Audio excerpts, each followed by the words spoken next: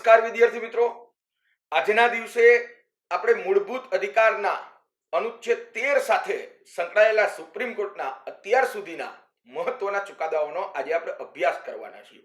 ખૂબ સરસ રીતે મારો આ આખો વિડીયો તમે ખાસ કરીને જોજો મિત્રો. તમારી જે કંઈ પણ સુપ્રીમ કોર્ટના ચુકાદાઓ વિશેની કે કયા કેસની અંદર સુપ્રીમ કોર્ટે શું કીધું છે, એના ડાયમેન્શન કયા છે, એનો તમને ખૂબ સારામાં સારી રીતે સમજશક્તિ પ્રાપ્ત થશે. એ મને મારી ઉપર વિશ્વાસ છે, તમારી ઉપર વિશ્વાસ છે મિત્રો.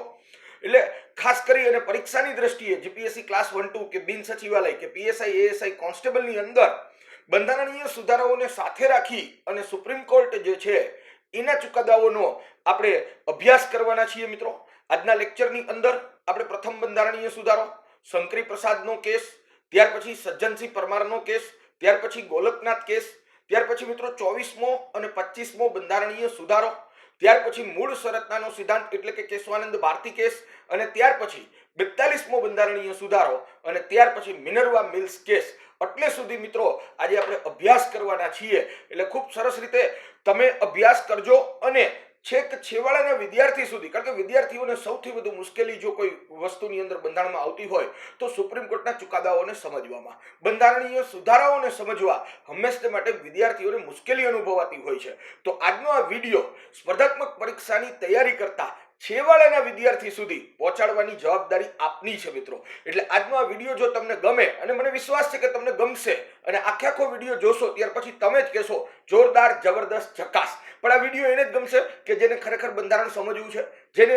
પરીક્ષા ખરેખર ખરા અર્થની અંદર પાસ કરવી છે, એવા જ વિદ્યાર્થી મિત્રોને આજનો આ વિડીયો ખૂબ જ પસંદ આવશે મિત્રો. અને છેવાડાના સ્પર્ધાત્મક પરીક્ષાની તૈયારી કરતા વિદ્યાર્થીઓ સુધી આ વસ્તુને પહોંચાડજો. ક્યાંક ને ક્યાંક પુસ્તકની અંદર વાંચી અને આપણે આ વિષયને અને આ ટોપિકને આપણે સમજવાની અંદર નિષ્ફળ જતા હોઈએ છીએ. તો જ્યાં પણ તમને નિષ્ફળતા અનુભવાય છે કે જ્યાં પણ તમને સમસ્યાઓ અનુભવાય છે, એનું નિરાકરણ માટે થઈ અને આજના દિવસે મિત્રો સુપ્રીમ કોર્ટના મહત્વના ચુકાદાનો સ્પેશિયલ એપિસોડ લઈ અને હું આવી રહ્યો છું દોસ્તો. જોરદાર, છેલ્લે સુધી આખો વિડીયો જોજો.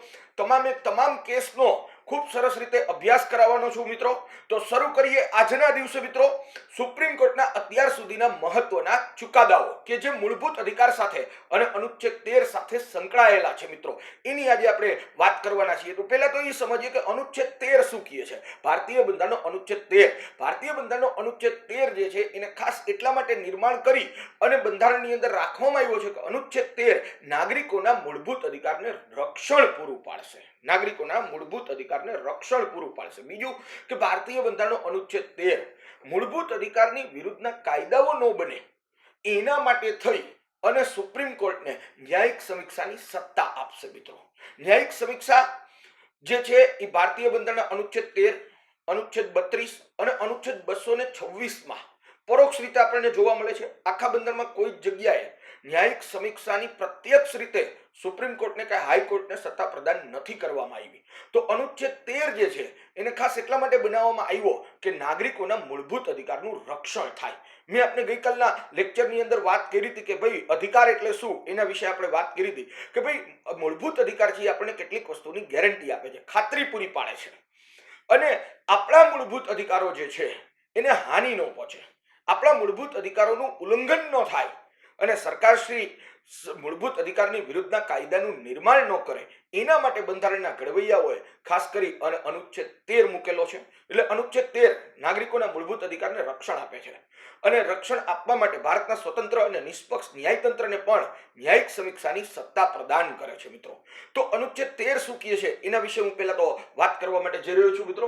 તો અનુચ્છેદ 13 જે છે એની અંદર ટોટલ 4 પેટા આપવામાં આવ્યા છે. બંધારણ બનતાની સાથે અનુચ્છેદ 13 ની અંદર 3 પેટા હતા, અને ત્યાર પછી 24માં બંધારણીય સુધારાથી મિત્રો અનુચ્છેદ 13(4) પાછળથી ઉમેરવામાં આવેલો છે. એટલે અનુચ્છેદ 13 જે છે એની અંદર 4 પેટા છે. અનુચ્છેદ 13(1) જે છે એ એમ કહે છે કે બંધારણ લાગુ થતાની સાથે જ એટલે કે આપણું બંધારણ લાગુ થયું 26 જાન્યુઆરી 1950 ના રોજ. તો બંધારણનું અમલીકરણ થતા જ જે કોઈ પણ કાયદાઓ મૂળભૂત અધિકારની વિરુદ્ધમાં હશે કે મૂળભૂત અધિકાર સાથે અસંગત હશે તેવા તમામ કાયદાઓ રદ ગણાશે. આ વાત કરે છે અનુચ્છેદ 13(1). આ બહુ જૂની વાત છે, 1950 ની વાત છે કે 26 જાન્યુઆરી 1950 આપણે જ્યારે મિત્રો બંધારણનો અમલ કર્યો તો અનુચ્છેદ 13 એમ કહે છે કે બંધારણ લાગુ થયું પહેલાના જે કોઈ પણ કાયદા હોય એમાંથી જે કોઈ પણ કાયદાઓ મૂળભૂત અધિકારનું ઉલ્લંઘન કરતા હોય, મૂળભૂત અધિકારનું હનન કરતા હોય એવા તમામ કાયદાઓ રદ ગણાશે।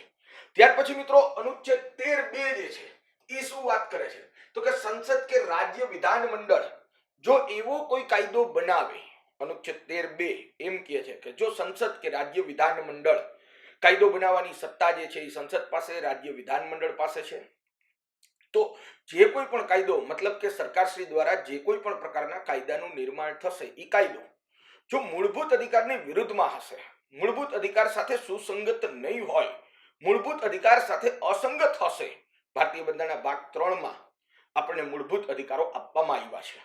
આ જે મૂળભૂત અધિકારો છે એની વિરુદ્ધનો કોઈ કાયદાનું નિર્માણ સંસદ કે રાજ્ય વિધાન મંડળો એટલે કે રાજ્ય સરકારો કે કેન્દ્ર સરકાર બનાવી શકતી નથી।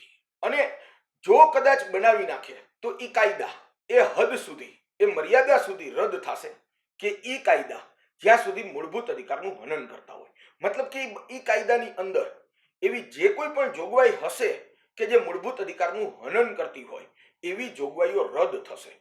જો આખો જ કાયદો મૂળભૂત અધિકારનું હનન કરે એવો હોય તો પછી આખો કાયદો રદ થાય, અને જો એની કોઈ જોગવાઈ મૂળભૂત અધિકારનું હનન કરતી હોય તો એ જોગવાઈ જ માત્ર રદ થાય।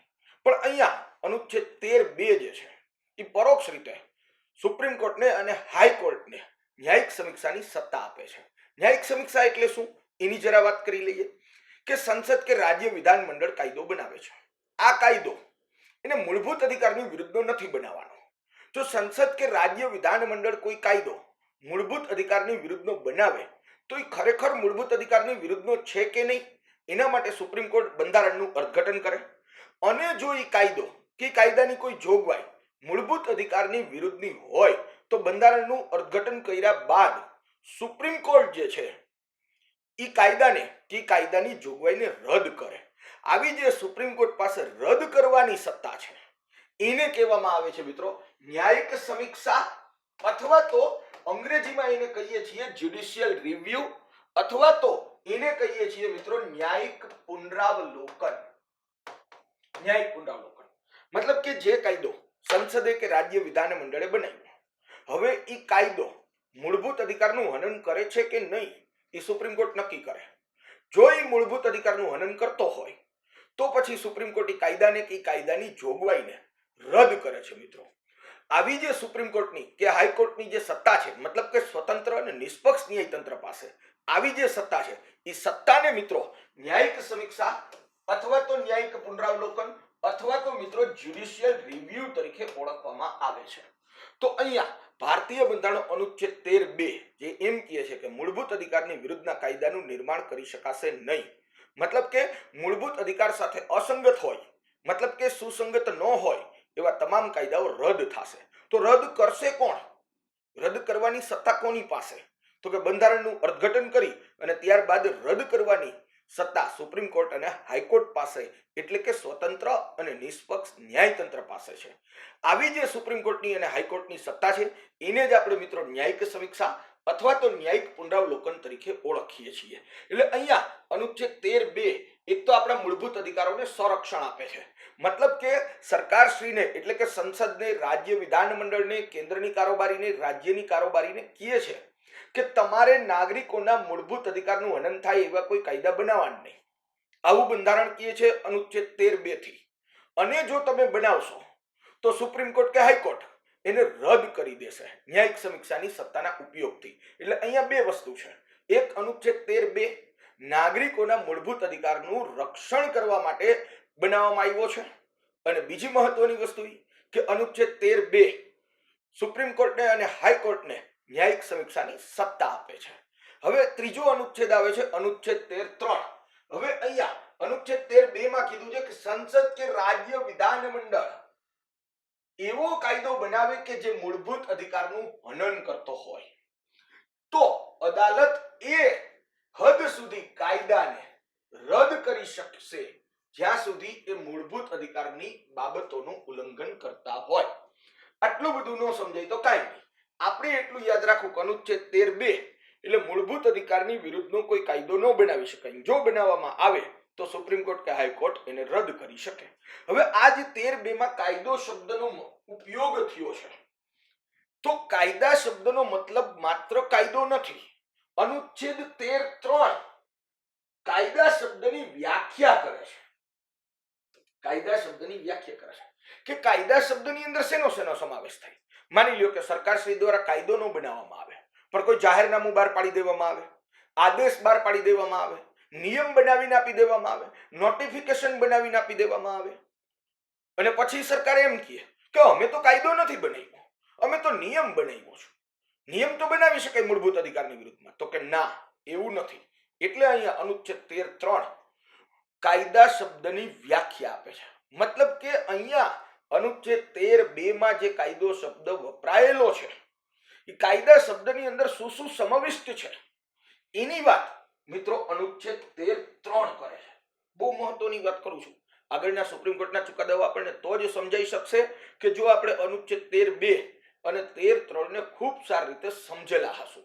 તો અહીંયા કાયદા શબ્દ એટલે ખાલી કાયદો કે કાયદા સિવાય બીજું ઘણું બધું. કારણ કે અલ્ટિમેટલી કાયદો તો એ જ બાબત છે ને કે ભાઈ નાગરિકોએ આમ કરવાનું એના માટેનો કાયદો આવે, અથવા તો નાગરિકોએ આમ નહીં કરવાનું એના માટેનો કાયદો આવે. હવે એને તમે કાયદો કયો, અથવા તો ચલો કાયદાની બદલે એને બીજું નામ આપીને જો સરકાર બહાર પાડી દે, તો નિયમ બનાવીને બહાર પાડી દે, તો અનુચ્છેદ 13(2) થી સરકાર છટકી જાય. આવું ન થાય એટલે બંધારણના ઘડવૈયાઓએ અહીંયા કાયદા શબ્દનો મતલબ માત્ર કાયદો નથી રાખ્યો. તો કાયદા શબ્દનો મતલબ શું થાય, કાયદા શબ્દની વ્યાખ્યા શું થાય, કાયદા શબ્દમાં શેનો સમાવેશ થાય છે, એની વાત મિત્રો અનુચ્છેદ 13(3) માં કરવામાં આવી છે. કે કાયદા શબ્દનો મતલબ થાય છે રાષ્ટ્રપતિ કે રાજ્યપાલો દ્વારા બહાર પાડવામાં આવતા વટહુકમ. આપણને ખ્યાલ છે કે ભારતીય બંધારણના અનુચ્છેદ 123 અંતર્ગત રાષ્ટ્રપતિ વટહુકમ બહાર પાડી શકે છે. અનુચ્છેદ 213 અંતર્ગત રાજ્યપાલો વટહુકમ બહાર પાડી શકે છે. કાયદો એટલે માત્ર કાયદો નહીં, કાયદો એટલે વટહુકમ આવી જાય, નિયમ આવી જાય, સરકારશ્રી દ્વારા બનાવવામાં આવતા નિયમો આવી જાય, વિનિયમો આવી જાય, ઉપનિયમ આવી જાય, અધિનિયમ આવી જાય, જાહેરનામું આવી જાય. કાયદાનું પીઠબળ ધરાવતી કોઈ પણ પ્રકારના રિવાજો કે પ્રથાઓ હોય તો એ પણ મિત્રો કાયદા શબ્દની વ્યાખ્યામાં સમાવિષ્ટ છે. કઈ પણ પ્રકારનું અધિસૂચન આવી જાય એટલે કે નોટિફિકેશન આવી જાય. મતલબ કે સરકારશ્રી દ્વારા જે કોઈ પણ પ્રકારના વટહુકમ બહાર પાડવામાં આવે, નિયમ બનાવવામાં આવે, ઉપનિયમ, અધિનિયમ, જાહેરનામું, જે કંઈ પણ વસ્તુ કરવામાં આવે છે એ કાયદા શબ્દની વ્યાખ્યામાં સમાવિષ્ટ છે. એટલે આનો મતલબ એમ થયો કે ભાઈ મૂળભૂત અધિકારની વિરુદ્ધમાં કાયદો ન બનાવી શકાય. એનો મતલબ એમ થાય છે કે મૂળભૂત અધિકારની વિરુદ્ધમાં કાયદો ન બનાવી શકાય, નિયમ ન બનાવી શકાય, વિનિયમ ન બનાવી શકાય, ઉપનિયમ ન બનાવી શકાય, અધિનિયમ ન બનાવી શકાય, જાહેરનામું ન બહાર પાડી શકાય. આમાંની કોઈ જ વસ્તુ કરી શકાતી નથી. અને જો કરવામાં આવે તો અનુચ્છેદ 13(2) સુપ્રીમ કોર્ટને અને હાઈકોર્ટને ન્યાયિક સમીક્ષાની સત્તા પ્રદાન કરે છે. એટલે કોઈ પણ પ્રકારનો કાયદો, નિયમ, વિનિયમ, ઉપનિયમ, અધિનિયમ, જાહેરનામું કે વટહુકમ જો મૂળભૂત અધિકારની વિરુદ્ધના હશે તો સુપ્રીમ કોર્ટ એને રદ કરી શકે, હાઈકોર્ટ એને રદ કરી શકે છે. ખાસ આ ચુકાદાઓને સમજવા માટે અનુચ્છેદ 13(2) અને અનુચ્છેદ 13(3) આ બંને અનુચ્છેદો તલસ્પર્શી રીતે સમજવા જરૂરી છે. 13(2) માં એટલું યાદ રાખો કે મૂળભૂત અધિકારની વિરુદ્ધનો કાયદો, નિયમ, વિનિયમ, ઉપનિયમ, અધિનિયમ, જાહેરનામું કે વટહુકમ બહાર પાડી શકાતા નથી, અને જો બહાર પાડવામાં આવે તો તેને રદ કરવાની સત્તા ન્યાયિક સમીક્ષાના માધ્યમથી સુપ્રીમ કોર્ટ અને હાઈકોર્ટ પાસે છે.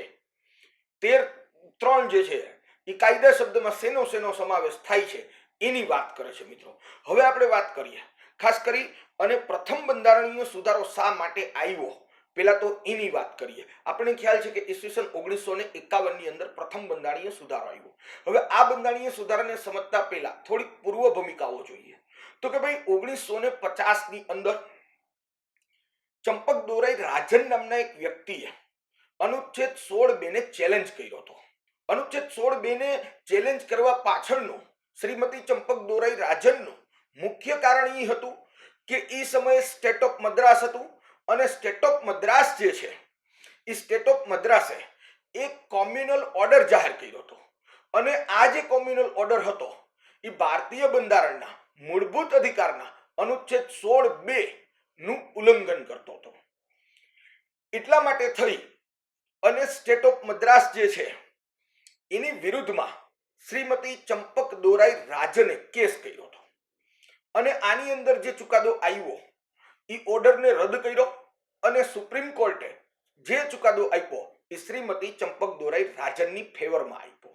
હું એ સમજાવી રહ્યો છું કે પ્રથમ બંધારણીય સુધારાનો માર્ગ કેવી રીતે તૈયાર થયો, શા માટે પ્રથમ બંધારણીય સુધારો કરવો પડ્યો, તો એના મુખ્ય 3 કારણ હતા. એક 1950 ની અંદર મૂળભૂત અધિકારનું હનન ન થાય, અનુચ્છેદ 16(2) નું હનન ન થાય એના માટે શ્રીમતી ચંપક દોરાઈ રાજનનો કેસ. ત્યાર પછી બીજો મિત્રો કે ક્રોસરોડ નામની એક જર્નલ ચલાવતા, એટલે કે પાક્ષિક ચલાવતા, મતલબ કે સામાયિક ચલાવતા એક વ્યક્તિ હતા. એ વ્યક્તિનું નામ હતું મિત્રો રોમેશ થાપર. હવે આ રોમેશ થાપરે જે તે સમયે ઈસવીસન 1950માં જવાહરલાલ નહેરુ સાહેબ જે છે એ જવાહરલાલ નહેરુ સાહેબની પોલિસીની, નીતિઓની ખૂબ ટીકા કરી. એટલે સરકારશ્રીએ આ વ્યક્તિ જે છે એની જર્નલ ઉપર પ્રતિબંધ મૂક્યો. એટલે એ વ્યક્તિ સુપ્રીમ કોર્ટની અંદર જઈ અને અનુચ્છેદ 19(1) અંતર્ગત કહે છે કે મારી પાસે વિચાર, વાણી અને અભિવ્યક્તિની સ્વતંત્રતા છે, તો આ વસ્તુ હું લખી જ શકું છું. એ જે રોમેશ થાપર નામના વ્યક્તિ હતા એમણે સરકારશ્રીની નીતિઓની વિરુદ્ધમાં ખૂબ વધારે પડતું લખ્યું હતું અને પોતાના અનુચ્છેદ 19(1) વાણી અને અભિવ્યક્તિની સ્વતંત્રતાનો ઉપયોગ કર્યો હતો. એટલે ઈ કેસની અંદર પણ રોમેશ થાપર જે છે ઈ કેસની અંદર જીતી જાય છે અને સામે જે વર્સિસની અંદર જે ગવર્મેન્ટ છે, સરકાર જે છે એ સરકાર હારી જાય છે મિત્રો. ત્યાર પછી ત્રીજી વસ્તુ એ હતી કે એ સમયે 1950 ની અંદર જમીન જે છે એ રાજ્યાદીનો વિષય હતો. એટલા માટે દરેક રાજ્ય સરકારો જમીનદારો પાસેથી જમીન સંપાદિત કરવાની માટેના કાયદાઓ લઈ આવવાની શરૂઆત કરી. ઈસવીસન 1950માં અલગ અલગ રાજ્ય સરકારોએ, ભારત દેશના જેટલા રાજ્યો હતા ને એની જેટલી પણ રાજ્ય સરકારો હતી, એમણે જમીન સંપાદિત કરતા કાયદાનું નિર્માણ કરવાની શરૂઆત કરી. એનો હેતુ એ જ હતો રાજ્ય સરકારનો કે ભારતની અંદર જે જમીનદારી પ્રથા હતી, જાગીરદારી પ્રથા હતી, એ જમીનદારી પ્રથા કે જાગીરદારી પ્રથાને નાબૂદ કરવી એ રાજ્ય સરકારોનો મુખ્ય ઉદ્દેશ્ય હતો. એટલે રાજ્ય સરકારોએ જમીનદારી પ્રથા નાબૂદ કરવા માટે થઈ ભૂમિ સુધારણાના, એટલે કે ટોચ મર્યાદાના કેટલાક કાયદાઓ બનાવવાની શરૂઆત કરી. ટોચ મર્યાદાના કાયદા કે ભૂમિ સુધારણાના કાયદા એટલે શું? તમને મનમાં પ્રશ્ન થતો હશે. તો કે ભાઈ એક જ વ્યક્તિ અમુક વીઘાથી કે અમુક એકરથી વધારે જમીન ન રાખી શકે એવા જે કાયદા છે એને ભૂમિ સુધારણાના કાયદા કે ટોચ મર્યાદાના કાયદા કહેવાય. એટલા વીઘાથી વધારે જમીન કે એટલા એકરથી વધારે ન રાખી શકે. જો કોઈ વ્યક્તિ પાસે કાયદામાં ટોચ મર્યાદાના કાયદામાં, ભૂમિ સુધારણાના કાયદામાં અંતર્ગત જે માપદંડ નક્કી કરવામાં આવ્યો હોય, જે જમીન રાખવાની મર્યાદા નક્કી કરવામાં આવી હોય, એનાથી વધારે જમીન હોય તો એ જમીન એને સરકારને આપી દેવી પડે. કારણ કે વસ્તુ એવી હતી કે 1947 પછી ભારત દેશ આઝાદ થઈ ગયો હતો, પણ ભારત દેશના ખેત મજૂરો, ભારતના શ્રમજીવીઓ છે ને એ આઝાદ નહોતા થઈ શક્યા. કારણ કે પહેલાના સમયની અંદર, આઝાદી પહેલાની વાત કરું છું, આઝાદી પહેલા જમીનદારી પ્રથા બહુ મોટા પાયે ભારતની અંદર અસ્તિત્વ ધરાવતી હતી. જમીનદારી પ્રથા એટલે એક જ વ્યક્તિ 10,000 વીઘા, 50,000 વીઘા આટલી મોટી જમીનો ધરાવતો હોય. કારણ કે એ સમયે દેશી રજવાડાઓ હતા. એટલે રાજા છે એ પોતાની નીચે જમીનદાર રાખે અથવા તો જાગીરદાર રાખે અને સમગ્ર સામ્રાજ્યની જમીનનો માલિક રાજા પોતે ગણાતો. જેટલી પણ સામ્રાજ્યની જમીન હોય એનો માલિક રાજા પોતે. એટલે રાજા શું કરે કે પોતાની પાસે આટલી બધી જમીન હોય એ જમીન જાગીરદારોને આપી દે, જમીનદારોને રાખી દે અને રાજાની નીચે જે જમીનદારો છે એ મજૂરો પાસે એમાં ખેતી કરાવે અને મજૂરો પાસે ખેતી કરાવી અને એમાંથી ઉપજ લે અને જે મજૂરો હતા એને માંડ 2 ટકનો રોટલો ખાવા માટે મળે અને બાકીના જે કંઈ પણ એમાંથી ઉપજમાંથી આવક થાય, આર્થિક ઉપાર્જન થાય, એ આર્થિક ઉપાર્જન અને આવક રાજાના ખજાનામાં જમા થાય અને જમીનદારની જાગીરદારની પોતાની પાસે રહી. આવી વ્યવસ્થા આઝાદી પહેલા ઓલરેડી હતી. એ સમયે મિત્રો ભારત દેશની અંદર કોઈ ઉદ્યોગો નહોતા. ભારત દેશની અંદર દરેકે દરેક વ્યક્તિ માટે આજીવિકાનું એકમાત્ર સાધન ખેતી હતું. એ સમયે ભારતનો દરેક વ્યક્તિ લગભગ 95-97% લોકો એ સમયે માત્ર ખેતી જ કરતા. એટલે વસ્તુ એવી થાય કે મજૂર જે છે, ખેત મજૂર જે છે, એ પોતાનો વ્યવસાય છે એ છોડી પણ ન શકે કે બીજા વ્યવસાયમાં જાય, કારણ કે બીજો કોઈ વ્યવસાય જ નહોતો એ સમયે. એટલે એના માટે મજૂરી કરવી મજબૂરી હતી અને એ માત્ર મજૂરી કરતો રહે. આર્થિક ઉપાર્જન તો જમીનદાર, જાગીરદાર કે રાજાના હાથમાં આવે. હવે આવી જે જમીનદારી પ્રથા હતી, એ પ્રથા આઝાદી પહેલેથી અસ્તિત્વમાં ચાલી આવતી હતી. આ જમીનદારી પ્રથા નાબૂદ કરવી જરૂરી હતી, કારણ કે એનાથી એવું થતું કે ધનવાન વધારે ધનવાન બને અને ગરીબ છે ને એ વધારે ગરીબ બનતો હતો. એટલે જમીનદારી પ્રથા નાબૂદ કરવા માટે થઈ. જમીન રાજ્યાદીનો વિષય હતો, એટલે એના ઉપરના કાયદાનું નિર્માણ કરવાની સત્તા રાજ્ય સરકાર પાસે જ હોય. એટલે રાજ્ય સરકાર જે છે એ આવા જમીન સુધારણાના મતલબ કે ટોચ મર્યાદાના મતલબ કે એક વ્યક્તિ અમુક એકરથી અમુક વીઘાથી વધારે જમીન નહીં રાખી શકે એવા કાયદા દરેક રાજ્ય સરકારો પોતપોતાની રીતે અલગ અલગ રીતે લાવતી હતી. હવે જે જમીનદાર હતો એ પણ ભારતનો નાગરિક તો હતો જ. અને એ સમયે મિત્રો ભારતીય બંધારણના અનુચ્છેદ 31 અંતર્ગત, અનુચ્છેદ 19F અંતર્ગત ભારતના દરેક નાગરિકો પાસે સંપત્તિનો મૂળભૂત અધિકાર હતો. મતલબ કે મિલકતનો મૂળભૂત અધિકાર એ સમયે હતો. એટલે રાજ્ય સરકાર આવો જે કોઈ પણ પ્રકારનો કાયદો બનાવે ટોચ મર્યાદાનો, એક વ્યક્તિ આટલા વીઘાથી વધારે જમીન નહીં રાખી શકે. એટલે જમીનદાર પાસે જાજી જમીન હોય તો જમીનદાર જે છે એ કાયદા મુજબની જમીન રાખી શકે. બાકીની જે જમીન હતી એ સરકાર જે છે એ સંપાદિત કરી લેતી હતી. એટલે જમીનદાર ભારતનો નાગરિક હતો અને જમીનદાર તરત જ ન્યાયતંત્ર પાસે જતો અને ન્યાયતંત્રને જઈ અને કહેતો કે ભાઈ સરકારે, રાજ્ય સરકારે જે કાયદો બનાવ્યો છે એ કાયદો મારા સંપત્તિનો મૂળભૂત અધિકાર એટલે કે મારો મિલકતના મૂળભૂત અધિકારનું હનન કરે છે. આમ કરી અને અદાલતમાં દાદ માંગતો. હું વાત કરી રહ્યો છું 1950ની. તો આવી રીતે જ્યારે દાદ માંગવામાં આવતી, સ્વાભાવિક રીતે આવા કાયદા રાજ્ય સરકારે જે ટોચ મર્યાદાનો કાયદો બનાવ્યો કે એક વ્યક્તિ આટલા વીઘાથી વધારે જમીન નહીં રાખી શકે, એ જમીનદાર કે જે ભારતનો નાગરિક હતો, જાગીરદાર કે જે ભારતનો નાગરિક હતો, એના મિલકતના મૂળભૂત અધિકારનું હનન કરતો કાયદો હતો. એટલે સ્વાભાવિક રીતે સુપ્રીમ કોર્ટ અનુચ્છેદ 13(2) અંતર્ગત એની ન્યાયિક સમીક્ષા કરે, કારણ કે અનુચ્છેદ 13(2) એમ કહે છે કે મૂળભૂત અધિકારની વિરુદ્ધના કાયદાનું નિર્માણ નહીં કરી શકાય અને જો કરવામાં આવશે તો તે રદ થશે. તો સુપ્રીમ કોર્ટ એની ન્યાયિક સમીક્ષા કરે અને સુપ્રીમ કોર્ટ એની ન્યાયિક સમીક્ષા કરે એટલે વસ્તુ એવી થાય મિત્રો કે એ કાયદો ન્યાયિક સમીક્ષાના માધ્યમથી મૂળભૂત અધિકારનું હનન કરતો હોય એટલે સ્વાભાવિક રીતે રદ થઈ જતો. એટલે હવે 1950ની અંદર અલગ અલગ રાજ્ય સરકારોએ ટોચ મર્યાદાના ઘણા બધા કાયદાઓ બનાવ્યા, પણ હાઈકોર્ટે કે સુપ્રીમ કોર્ટે ન્યાયિક સમીક્ષાના માધ્યમથી આ બધા કાયદાઓ જે કંઈ પણ હતા એ રદ કરી દીધા. એટલે અહીંયા એવું થયું મિત્રો કે આ ભૂમિ સુધારણાના કાયદાને બચાવવા માટે, જમીનદારી પ્રથા નાબૂદ કરવા માટે જરૂરી પણ હતા. તો હવે સરકાર કરે તો કરે શું? કારણ કે ભૂમિ સુધારણાનો કાર્યક્રમ એટલે કે ટોચ મર્યાદાનો કાર્યક્રમ ચાલુ જ રાખવો પડે, તો જ ખેત મજૂરોને જમીનદારોની ચુંગલમાંથી મુક્તિ પ્રાપ્ત થઈ શકે. હવે સરકારશ્રીને આ કાર્યક્રમ ચાલુ જ રાખવો હતો, કારણ કે એને કારણે થઈને બહુ મોટી આર્થિક અસમાનતા ઊભી થતી હતી. એને કારણે થઈ અને મજૂર વર્ગ જે હતો એનું શોષણ થતું હતું. બીજું કે ફ્રીડમ ઓફ સ્પીચ જે છે, મતલબ કે વાણીની અભિવ્યક્તિની સ્વતંત્રતા, વ્યાપાર કરવાની સ્વતંત્રતા, એની ઉપર કોઈ નિયંત્રણ નહોતા. એટલા માટે જ મેં તમને કીધું એમ કે રોમેશ થાપરે સરકારશ્રીની વિરુદ્ધમાં ઘણું બધું લખી કાઢ્યું, એની નીતિઓની વિરુદ્ધમાં ઘણું બધું લખી નાખ્યું, કારણ કે ત્યારે એ સમયે એની ઉપર કોઈ નિયંત્રણો નહોતા. એટલે હવે આવી અલગ અલગ પ્રકારની પરિસ્થિતિ ઊભી થઈ હતી. તો એક પેલી મહત્વની વસ્તુ એ કે મૂળભૂત અધિકારો ઉપર કેટલાક વ્યાજબી નિયંત્રણો મૂકવા પણ જરૂરી હતા. રિઝનેબલ રિસ્ટ્રિક્શન મૂકવા જરૂરી હતા. બંધારણના ઘડવૈયાઓએ જે તે સમયે જેટલા રિસ્ટ્રિક્શન મૂકવા તે મૂકી દીધા, પણ કેટલાક હજી પણ વધારે જરૂરત હતી, એટલે રિઝનેબલ રિસ્ટ્રિક્શન લઈ આવવા પડે એમ હતા. બીજું કે જમીનદારી પ્રથા નાબૂદ કરવી પણ જરૂરી હતી.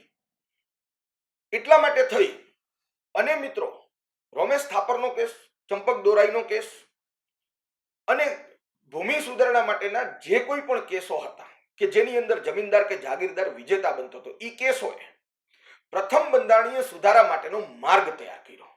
હવે અહીંયા જોઈએ કે પ્રથમ બંધારણીય સુધારો શું હતો.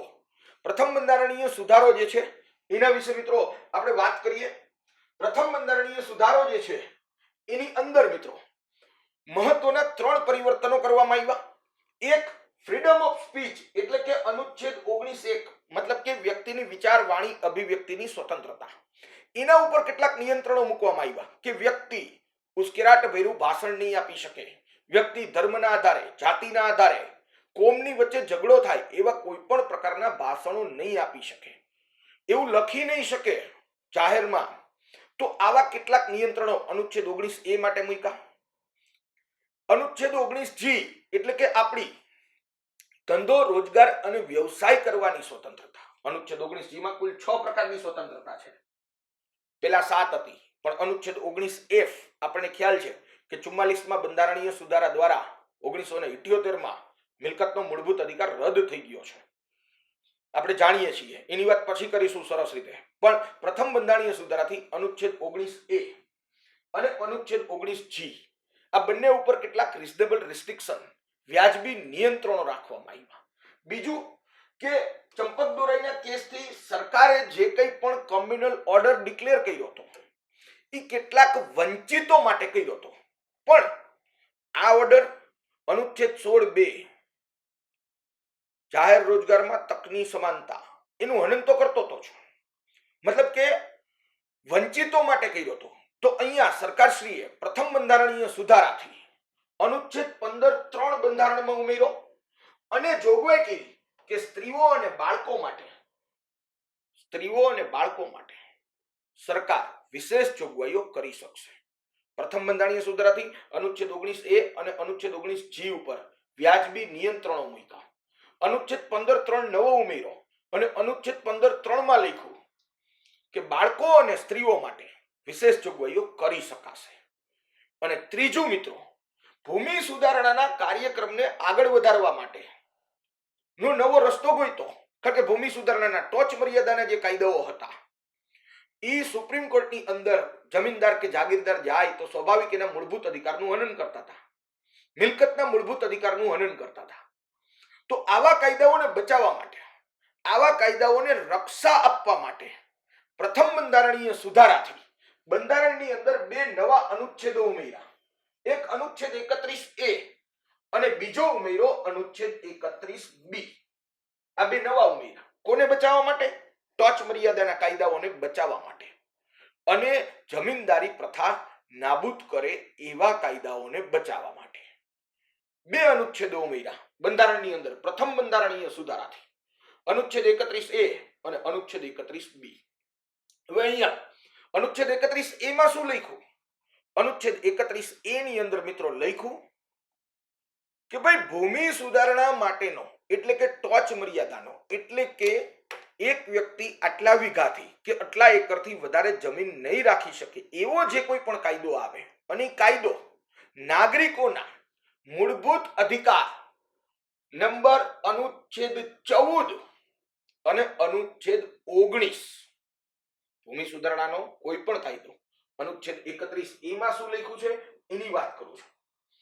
ભૂમિ સુધારણા માટે ટોચ મર્યાદા માટે નો જે કોઈ પણ કાયદો રાજ્ય સરકાર શ્રીઓ બનાવે અને એ કાયદો નાગરિકોના મૂળભૂત અધિકાર અનુચ્છેદ 14 અને અનુચ્છેદ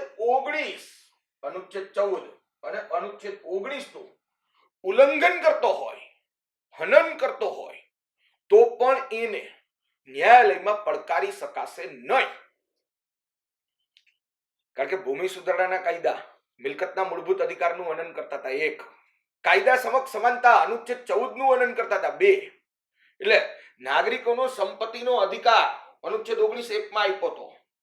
આવા કાયદાઓ નાગરિકોની સ્વતંત્રતા બી છીનવતા હતા, નાગરિકોના કાયદા સમક્ષ સમાનતાનું પણ ઉલ્લંઘન કરતા હતા. તો પણ આ કાયદાઓ ભૂમિ સુધારણા માટે બનાવેલો કાયદો નાગરિકના મૂળભૂત અધિકાર નંબર 14 અને 19 નું હનન કરે તો પણ ન્યાયાલયમાં જઈ શકાશે નહીં. મતલબ કે જે કોઈ પણ જમીનદાર છે એ જમીનદાર આ ટોચ મર્યાદાના કાયદાની વિરુદ્ધમાં જમીનદારનો પોતાનો અનુચ્છેદ 14 અને 19 નું હનન થતું હોય તો પણ જમીનદાર ટોચ મર્યાદાના કાયદાની વિરુદ્ધમાં અદાલતમાં એટલે કે ન્યાયાલયમાં જઈ શકશે નહીં. આવું લખ્યું મિત્રો અનુચ્છેદ 31A માં. બીજું પ્રથમ બંધારણીય સુધારાથી બીજો અનુચ્છેદ ઉમેર્યો અનુચ્છેદ 31B. અનુચ્છેદ 31B ના માધ્યમથી ભારતીય બંધારણમાં 9મી અનુસૂચિ એટલે કે 9મું પરિશિષ્ટ દાખલ કરવામાં આવ્યું. 9મી અનુસૂચિ કે 9મું પરિશિષ્ટ જે છે આપણે ખ્યાલ છે કે આપણું બંધારણ બન્યું ત્યારે મિત્રો 8 પરિશિષ્ટ હતા અને 9મું પરિશિષ્ટ દાખલ કરવામાં આવ્યું અનુચ્છેદ 31B થી. અને 9મી અનુસૂચિનો વિષય શું? પરિશિષ્ટ ને અનુસૂચિ બે વાત એક જ છે. એટલે 9મી અનુસૂચિ દાખલ કરવામાં આવી અને સરકારે કીધું આ બંધારણીય સુધારાથી અનુચ્છેદ 31B માં કીધું કે 9મી અનુસૂચિમાં મૂકવામાં આવતા કોઈ પણ કાયદાની ન્યાયિક સમીક્ષા સુપ્રીમ કોર્ટ કે હાઈકોર્ટ કરી શકશે નહીં. મતલબ શું કે મૂળભૂત અધિકારની વિરુદ્ધના કાયદાઓ બનાવી અને 9મી અનુસૂચિમાં મૂકી દેવાના. હવે 9મી અનુસૂચિમાં વહી જાય તો અનુચ્છેદ 13(2) એટલે કે સુપ્રીમ કોર્ટની ન્યાયિક સમીક્ષાની સત્તાવાળો અનુચ્છેદ એની ન્યાયિક સમીક્ષા નહીં કરી શકે. 9મી અનુસૂચિ એટલે એટલું કે 9મી અનુસૂચિમાં મૂકવામાં આવેલા કાયદાની ન્યાયિક સમીક્ષા સુપ્રીમ કોર્ટ કે હાઈકોર્ટ કરી શકતું નથી.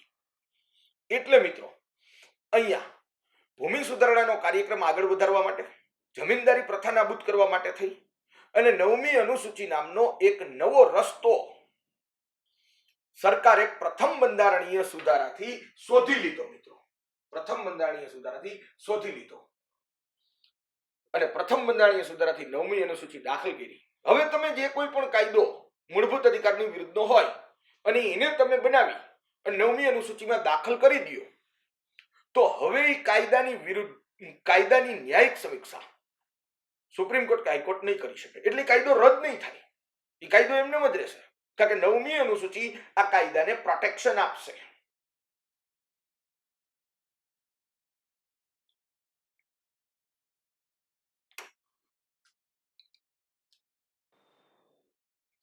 તો આમ મિત્રો 9મી અનુસૂચિ દાખલ કરી અને સંસદે મૂળભૂત અધિકારના કાયદાનું હનન કરતા કાયદા મૂળભૂત અધિકારનું હનન કરતા કાયદા રદ ન થાય એનો એક નવો રસ્તો અને લીલો પાસ પ્રાપ્ત કરી લીધો 9મી અનુસૂચિના માધ્યમથી. કારણ કે 9મી અનુસૂચિ એટલે શું? તો કે 9મી અનુસૂચિમાં તમે મૂળભૂત અધિકારનું હનન કરતો કાયદો મૂકી દો તો એ કાયદાની સુપ્રીમ કોર્ટ ન્યાયિક સમીક્ષા કરી શકશે નહીં અને એ કાયદાને રદ કરી શકશે નહીં. એટલે ઓલો જે ભૂમિ સુધારણાનો કાર્યક્રમ આગળ વધારવો હતો, હવે ભૂમિ સુધારણા માટેના ટોચ મર્યાદાના જે કોઈ પણ કાયદાઓ આવતા હતા એ નાગરિકોના મિલકતના મૂળભૂત અધિકારનું હનન કરતા જતા. એટલે હવે શું થઈ શકે? તો કે હવે એવું થઈ શકે કે આવો કાયદો બનાવવાનો અને કાયદો બનાવી અને 9મી અનુસૂચિ મૂકી દેવાનો. એટલે સુપ્રીમ કોર્ટ અનુચ્છેદ 13(2) થી આ કાયદાની ન્યાયિક સમીક્ષા ન કરી શકે, એટલે કાયદો રદ ન થાય. એટલે જમીનદારો પાસેથી તમે જમીન લઈ લ્યો, જમીનદાર અદાલતમાં ન જઈ શકે, આવું થઈ ગયું. એટલે 9મી અનુસૂચિએ સંસદને મૂળભૂત અધિકારની વિરુદ્ધના કાયદા બનાવવાની છૂટ આપી દીધી. એવી આ 9મી અનુસૂચિ છે. કારણ કે 9મી અનુસૂચિ એટલે 9મી અનુસૂચિમાં મૂકવામાં આવતા કાયદાની ન્યાયિક સમીક્ષા સુપ્રીમ કોર્ટ નહીં કરી શકે, મતલબ કે કાયદાને રદ નહીં કરી શકે. હવે આવી વસ્તુ બની ગઈ 9મી અનુસૂચિ. હવે હકીકતમાં 9મી અનુસૂચિમાં બી ખાસ ધ્યાન રાખજો કે 9મી અનુસૂચિની માટે આ ભૂમિ સુધારણાના જે કાયદા છે એ બનાવે છે રાજ્ય સરકારો, કારણ કે જમીન છે એ રાજ્યાદીનો વિષય છે. પછી આ જે કોઈ પણ ભૂમિ સુધારણાનો કાયદો હોય એ આપી દે કેન્દ્રમાં સંસદને અને સંસદ એને બંધારણીય સુધારા ખરડા તરીકે ટ્રીટ કરશે, નહીં કે અનુચ્છેદ 107 ના સામાન્ય ખરડા તરીકે. બંધારણીય સુધારા ખરડો અનુચ્છેદ 359 મુજબ એને ટ્રીટ કરે અને પછી એને સ્થાન આપી દઈએ 9મી અનુસૂચિમાં. મતલબ હું એમ કહેવા માંગુ છું કે ભાઈ 9મી અનુસૂચિમાં કોઈ પણ કાયદો મૂકવો હોય તો મૂકવાની સત્તા સંસદ પાસે છે. અને સંસદ મૂકશે કેવી રીતે, કઈ રીતે મૂકી શકે, કેવો ખરડો પસાર કરી 9મી અનુસૂચિમાં કાયદાને સ્થાન આપી શકે? તો કે બંધારણીય સુધારા ખરડાના માધ્યમથી 9મી અનુસૂચિની અંદર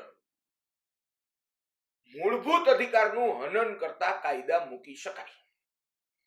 હવે વસ્તુ એ બની કે આ જ પ્રથમ બંધારણીય સુધારાથી 9મી અનુસૂચિ દાખલ કરતાની સાથે ભૂમિ સુધારણાના 4 કાયદાઓ આ 9મી અનુસૂચિમાં દાખલ કરી દીધા. હવે આ કાયદાઓ દાખલ કર્યા એટલે એક વ્યક્તિ હતો પટનાનો, જેનું નામ હતું શંકરી પ્રસાદ. આ શંકરી પ્રસાદ નામનો જે વ્યક્તિ હતો એની કેટલીક જમીન આ ટોચ મર્યાદાના કાયદામાં જમીન સરકારે સંપાદિત કરી લીધી. કારણ કે ટોચ મર્યાદાનો કાયદો બનાવ્યો મતલબ કે એક વ્યક્તિ આટલા વીઘાથી વધારે જમીન નહીં રાખી શકે, આટલા એકરથી વધારે જમીન નહીં રાખી શકે, એવો જે કાયદો બનાવ્યો એ કાયદાને એ 4 માંનો એક કાયદો ઈ હતો જે શંકરી પ્રસાદની જમીન સંપાદિત કરી લેતો હતો. એ કાયદાને નાખી દીધો 9મી અનુસૂચિમાં પ્રથમ બંધારણીય સુધારાથી 9મી અનુસૂચિ દાખલ કરી છે. સાથે સાથે જમીન સુધારણાના 4 કાયદાઓ 9મી અનુસૂચિમાં પ્રવેશ કરાવ્યા છે. એટલે શંકરી પ્રસાદની જે જમીન હતી એ સરકારે સંપાદિત કરી લીધી. હવે શંકરી પ્રસાદની જમીન વહી ગઈ તો હવે શંકરી પ્રસાદને એમ થયું કે મારે મારી જમીન પાછી મેળવવી હોય તો હવે હું શું કરી શકું? તો શંકરી પ્રસાદ જે છે એને મનમાં વિચાર આવ્યો કે ભાઈ એક કામ કરી શકું. શું કામ કરી શકું? તો કે ભાઈ 9મી અનુસૂચિને ચેલેન્જ કરું. એટલે કે પ્રથમ બંધારણીય સુધારાને હું ચેલેન્જ કરું. જો પ્રથમ બંધારણીય સુધારો રદ થઈ જાય તો 9મી અનુસૂચિ બી રદ થઈ જાય, અને 9મી અનુસૂચિ રદ થઈ જાય તો ઓલા જે 4 કાયદા 9મી અનુસૂચિની અંદર હતા એ બહાર આવી જાય. તો હવે એ 4 કાયદાને પ્રોટેક્શન ન રહે. તો હવે એની જમીન સંપાદિત કરતો જે કાયદો હતો એ કાયદો મૂળભૂત અધિકારની એટલે કે સંપત્તિના એટલે કે મિલકતના મૂળભૂત અધિકારની વિરુદ્ધ વયો જાય. અને વિરુદ્ધ વયો જાય એટલે સ્વાભાવિક રીતે એ કાયદો જેમ 1950માં સુપ્રીમ કોર્ટ રદ કરતી હતી એમ એને પણ કરી શકે. એટલે શંકરી પ્રસાદના કેસની શરૂઆત મિત્રો પ્રથમ બંધારણીય સુધારાથી જ થાય છે. પણ પહેલા આખા શંકરી પ્રસાદના કેસને સમજીએ એની પહેલા પ્રથમ બંધારણીય સુધારાની શું અસરો આવી એની વાત કરીએ. તો કે પહેલી વસ્તુ તો એ કે આપણી સમાનતા અને સ્વતંત્રતાના જે અનુચ્છેદો 19A અને 19G જે છે એના ઉપર કેટલાક વ્યાજબી નિયંત્રણો આવ્યા. મતલબ કે પ્રથમ બંધારણીય સુધારાથી સંસદ એટલે કે સરકાર હવે મૂળભૂત અધિકારને કંટ્રોલ કરે એવા વ્યાજબી નિયંત્રણો મૂકવાની શરૂઆત કરી. બીજી વસ્તુ શું થઈ? બંધારણીય સુધારાની શરૂઆત થઈ. ત્રીજી વસ્તુ શું થઈ? તો કે ભાઈ સુપ્રીમ કોર્ટ જે કોઈ પણ ચુકાદો આપે એ ચુકાદાને ઓવરકમ કરવો હોય તો શું? માની લો સુપ્રીમ કોર્ટ ભૂમિ સુધારણાના કાયદા રદ જ કરતી હતી, હવે રદ ન કરે એટલા માટે પ્રથમ બંધારણીય સુધારો કર્યો અને બંધારણની અંદર અનુચ્છેદ 31A અને 31B દાખલ કર્યા. તો આનો મતલબ એમ થયો, ડાયમેન્શનને સમજજો મિત્રો, આનો મતલબ એમ થયો કે સુપ્રીમ કોર્ટના ચુકાદાની વિરુદ્ધમાં જવું હોય સંસદે તો શું કરી નાખવાનું? તો કે બંધારણીય સુધારો. આ પહેલો જ બંધારણીય સુધારો હતો અને સુપ્રીમ કોર્ટના ચુકાદાને ઓવરકમ કરવા માટેનો આ પહેલો કિસ્સો હતો, પ્રથમ બંધારણીય સુધારો. ત્રીજું કે પ્રથમ બંધારણીય સુધારાથી અહીંયા અનુચ્છેદ 15(3) દાખલ કર્યો અને સ્ત્રીઓ અને બાળકો માટે વિશેષ જોગવાઈઓ કરી શકશે સરકાર, એ વાત કરી. તો એનો મતલબ એમ થયો કે વીકર સેક્શન માટે વિચારવામાં આવ્યું, વંચિતો માટે વિચારવામાં આવ્યું, શોષિતો માટે વિચારવામાં આવ્યું. એટલે વંચિતો માટે આરક્ષણની મતલબ કે રિઝર્વેશનની, સ્ત્રીઓ અને બાળકો માટે, શોષિત વર્ગ માટે શરૂઆત થઈ. તો પ્રથમ બંધારણીય સુધારાની આ અસર આવી. હવે વાત કરતો હતો કે ભૂમિ સુધારણાના પ્રથમ બંધારણીય સુધારાથી 4 કાયદા 9મી અનુસૂચિમાં દાખલ કરી દીધા હતા. એમાંનો એક કાયદો શંકરી પ્રસાદની જમીન સંપાદિત કરી લેતો હતો. હવે શંકરી પ્રસાદને કોઈ પણ ભોગે કોઈ પણ સંજોગે પોતાની જમીન પાછી જોતી હતી. હવે શંકરી પ્રસાદ જો ડાયરેક્ટ સુપ્રીમ કોર્ટમાં જઈને એમ કહે કે આ સરકારે કાયદો બનાવ્યો છે ટોચ મર્યાદાનો, એ મારા મિલકતના મૂળભૂત અધિકારનું હનન કરે છે, અને હે નામદાર સુપ્રીમ કોર્ટ, એ કાયદાને આપ રદ કરો, તો સુપ્રીમ કોર્ટ શું પ્રત્યુત્તર કરો? તો સુપ્રીમ કોર્ટ એમ કહેત કે એ કાયદાને અમે રદ નહીં કરી શકીએ, કારણ કે એ 4 કાયદા જે છે એ તો 9મી અનુસૂચિમાં છે. એ જે 4 કાયદા છે એ તો 9મી અનુસૂચિમાં છે. અને હવે બંધારણે એમ કીધું છે, અનુચ્છેદ 31B થી બંધારણે એમ કીધું છે કે 9મી અનુસૂચિમાં મૂકવામાં આવેલા કાયદાની ન્યાયિક સમીક્ષા કરી શકાશે નહીં. એટલે શંકરી પ્રસાદ જો જાત ડાયરેક્ટ વયો જાત સુપ્રીમ કોર્ટ પાસે કે ટોચ મર્યાદાનો કાયદો રદ કરો, સરકારે મારી જમીન સંપાદિત કરી લીધી, એ કાયદો રદ કરીને મને મારી જમીન પાછી આપો, જો આવું સુપ્રીમ કોર્ટ કહે તો સુપ્રીમ કોર્ટ હાથ ઊંચા કરી દેતો. એટલા માટે કરી દેતો કારણ કે સુપ્રીમ કોર્ટ જે છે એ પણ બંધારણની નીચે જ છે. સુપ્રીમ કોર્ટે પણ બંધારણનું માનવાનું છે. સુપ્રીમ કોર્ટ પણ બંધારણને અનુસરવા માટે બંધાયેલી છે કે ભારતમાં બંધારણ સર્વોપરી છે. અને અહીંયા 9મી અનુસૂચિમાં મૂકેલા કાયદાની ન્યાયિક સમીક્ષા નહીં કરી શકાય એમ અનુચ્છેદ 31B બંધારણનો અનુચ્છેદ 31B કહે છે, તો સુપ્રીમ કોર્ટ ન્યાયિક સમીક્ષા કેવી રીતે કરશે? હવે શંકરી પ્રસાદ જે હતો એને તો રાતે નીંદર નો આવે, પણ એ રાતના સૂતો, સવારના ઉઠ્યો અને આ શંકરી પ્રસાદે એક મેન્ટોસ ખાધી. મેન્ટોસ ખાવ, દિમાગથી બત્તી જલાવો. શંકરી પ્રસાદને એમ થયું, મજાક કરું છું, શંકરી પ્રસાદને એમ થયું કે કોઈ પણ ભોગે કોઈ પણ સંજોગે મારે મારી જમીન પાછી જોઈશે. એટલે જો હું કાયદાને ચેલેન્જ કરીશ ને તો સુપ્રીમ કોર્ટ મને સાંભળશે જ નહીં. એટલે શંકરી પ્રસાદે બુદ્ધિ વાપરી કે કામ કરું, પ્રથમ બંધારણીય સુધારાને જ હું ચેલેન્જ કરતો કે ભાઈ પ્રથમ બંધારણીય સુધારો છે ને એ મૂળભૂત અધિકારની વિરુદ્ધનો છે. પણ હવે બંધારણીય સુધારાને ચેલેન્જ કરવો કેવી રીતે? કાયદાને ચેલેન્જ કરી શકાય, બંધારણીય સુધારાને કેવી રીતે ચેલેન્જ કરવો? શંકરી પ્રસાદ માટે મોટો પ્રશ્ન ઉપસ્થિત થયો કે ભાઈ પ્રથમ બંધારણીય સુધારો રદ થાય ઇટ મીન્સ કે 9મી અનુસૂચિ રદ થાય. 9મી અનુસૂચિ રદ થાય એટલે ઓલો જે કાયદો ટોચ મર્યાદાનો કાયદો કે જે શંકરી પ્રસાદની જમીન સંપાદિત કરી લેતો હતો એ કાયદો મૂળભૂત અધિકારની વિરુદ્ધનો થઈ જઈને રદ થઈ જાય. પણ શંકરી પ્રસાદે પ્રથમ બંધારણીય સુધારાને ચેલેન્જ કેવી રીતે કરવો એ બહુ મોટો પ્રશ્ન હતો. એટલે શંકરી પ્રસાદે શું વિચાર્યું? તો કે શંકરી પ્રસાદે એવું વિચાર્યું, શંકરી પ્રસાદ જે હતા એમણે એવું વિચાર્યું મિત્રો કે ભાઈ અનુચ્છેદ 13(3) માં જે કાયદો શબ્દનો ઉપયોગ થયો છે અહીંયા, એ કાયદા શબ્દનો મતલબ બંધારણીય સુધારો પણ થાય છે એમ જઈ અને સુપ્રીમ કોર્ટને કીધું કે ભાઈ અહીંયા કાયદા શબ્દના મતલબમાં કાયદો, નિયમ, વિનિયમ, ઉપનિયમ, અધિનિયમ, જાહેરનામું, વટહુકમ આ બધું સમાવિષ્ટ છે. બંધારણના ઘડવૈયાનો ઉદ્દેશ્ય એ હતો કે અનુચ્છેદ 13 નું નિર્માણ કરી અને નાગરિકોના મૂળભૂત અધિકારનું કોઈ પણ રીતે હનન ન થાય. એટલે શંકરી પ્રસાદ સુપ્રીમ કોર્ટને જઈને કહે છે કે અહીંયા કાયદા શબ્દનું તમે અર્થઘટન કરો, કારણ કે બંધારણના ઘડવૈયા ઈચ્છતા હતા કે નાગરિકોના મૂળભૂત અધિકારનું હનન કોઈ પણ રીતે ન થવું જોઈએ. ભલે અહીંયા લખ્યો નથી બંધારણીય સુધારા શબ્દ, પણ આમાં માર્મિક રીતે સમાવિષ્ટ તો છે જ. એટલે શંકરી પ્રસાદે શું કીધું કે અનુચ્છેદ 13(3) ના કાયદા શબ્દની વ્યાખ્યામાં આ બધાની જેમ બંધારણીય સુધારા શબ્દ પણ સમાવિષ્ટ છે.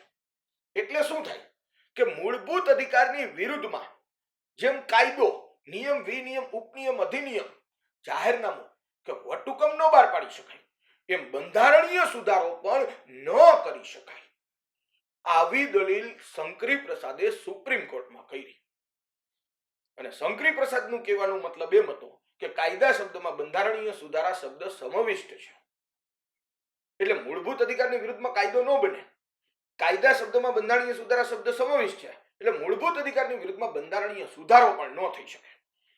હવે આ જે પ્રથમ બંધારણીય સુધારો હતો ઈ બંધારણીય સુધારો, પ્રથમ બંધારણીય સુધારો, ઈ તો મૂળભૂત અધિકારની વિરુદ્ધનો હતો.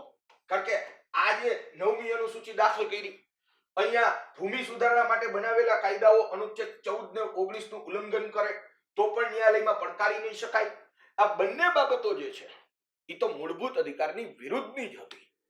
એટલે શંકરી પ્રસાદે પ્રથમ બંધારણીય સુધારાની આ બે બાબતને ચેલેન્જ કરી કે ભાઈ આ જે બંધારણીય સુધારો થયો છે 31A અને 31B ને દાખલ કરવા માટેનો, ઈ બંધારણીય સુધારો જ મૂળભૂત અધિકારની વિરુદ્ધનો છે અને મૂળભૂત અધિકારની વિરુદ્ધમાં કાયદો ન બનાવી શકાય.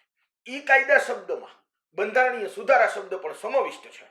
એટલે બંધારણીય સુધારો પણ મૂળભૂત અધિકારની વિરુદ્ધમાં ન કરી શકાય.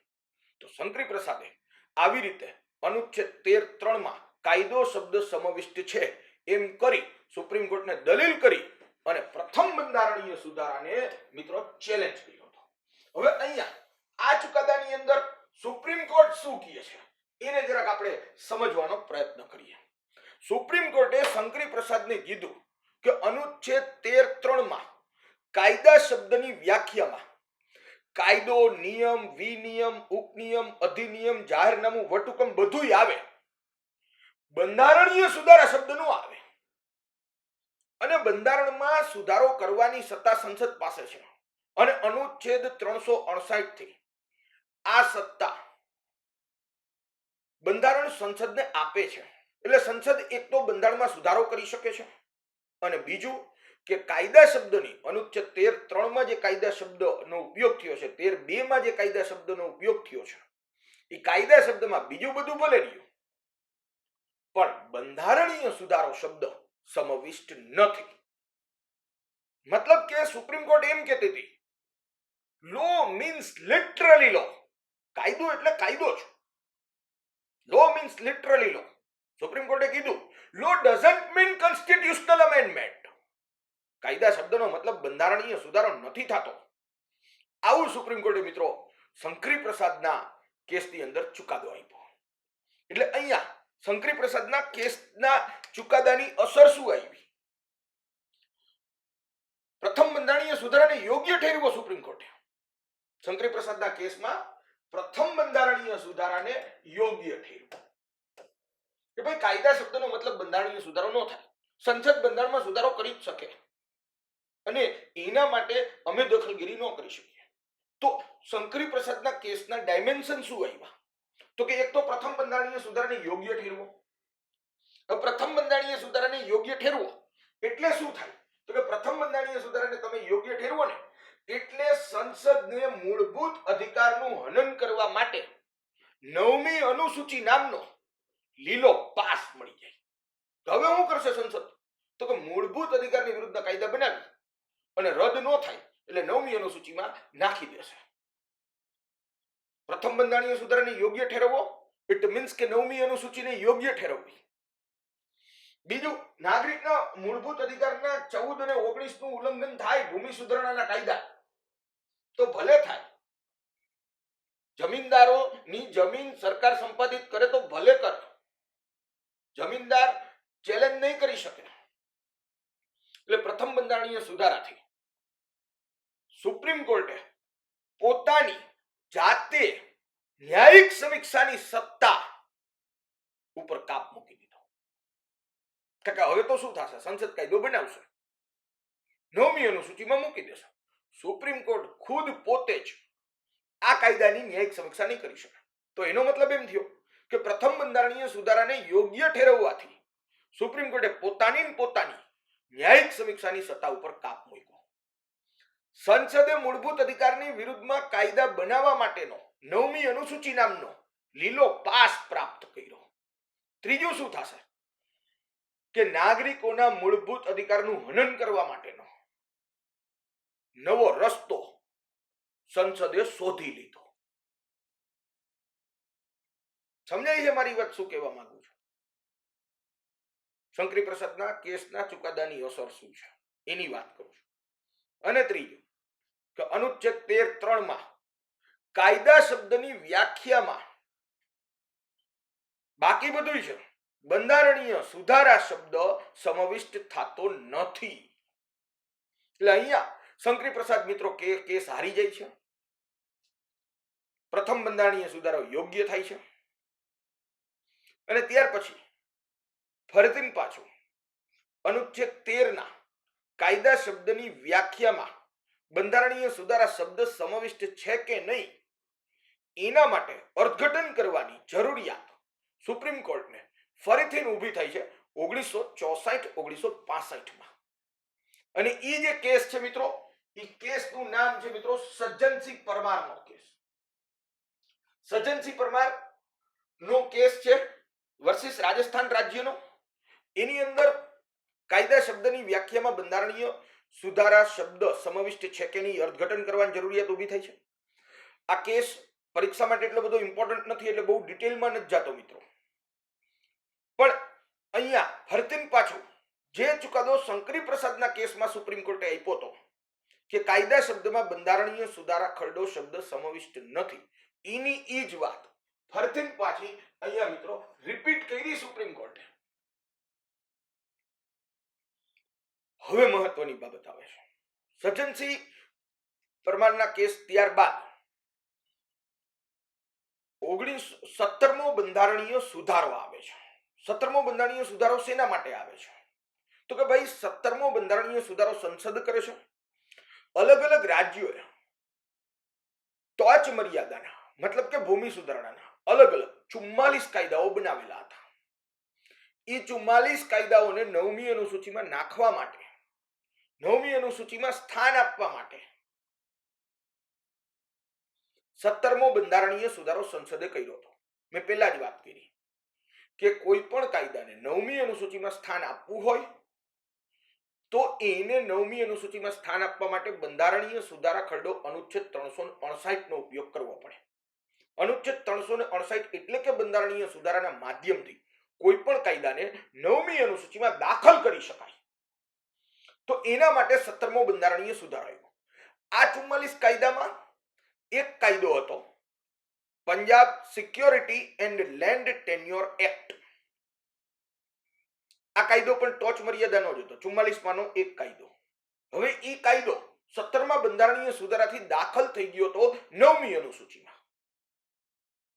એટલે હવે આ 44 કાયદાની ન્યાયિક સમીક્ષા સુપ્રીમ કોર્ટ ન કરી શકે એવી બાબત હતી. હવે આ Punjab security and land tenure act જે હતો એને મિત્રો બે બંધુઓ હતા, બે ભાઈઓ હતા.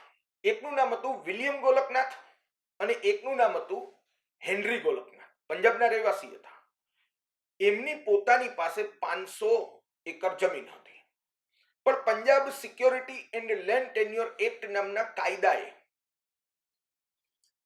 એની પાસે એક વ્યક્તિ 30 વીઘાથી વધારે જમીન ન રાખી શકે એવું આ કાયદામાં લખેલું હતું. Punjab security and land tenure એટલે 500 એકરમાંથી 440 એકર જમીન સરકારશ્રીએ સંપાદિત કરી લીધી.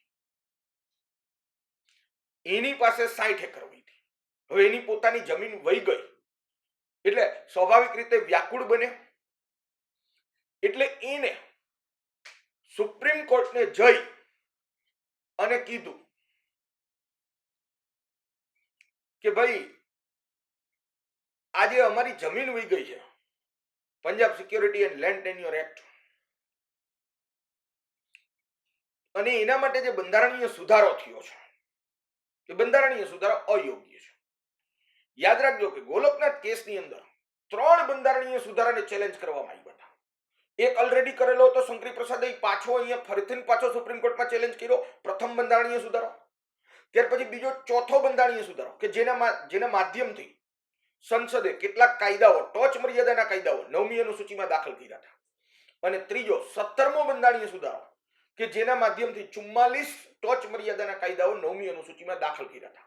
આ ત્રણેય બંધારણીય સુધારાને ગોલકનાથ બંધુઓએ સુપ્રીમ કોર્ટની અંદર ચેલેન્જ કર્યા અને સુપ્રીમ કોર્ટને જઈને કીધું કે ભાઈ તમે બંધારણના ઘડવૈયાનો ઉદ્દેશ્ય સમજો, બંધારણના ઘડવૈયાનો હેતુ સમજો કે ભાઈ લોકશાહીનું મૂળભૂત તત્વ મૂળભૂત અધિકાર છે.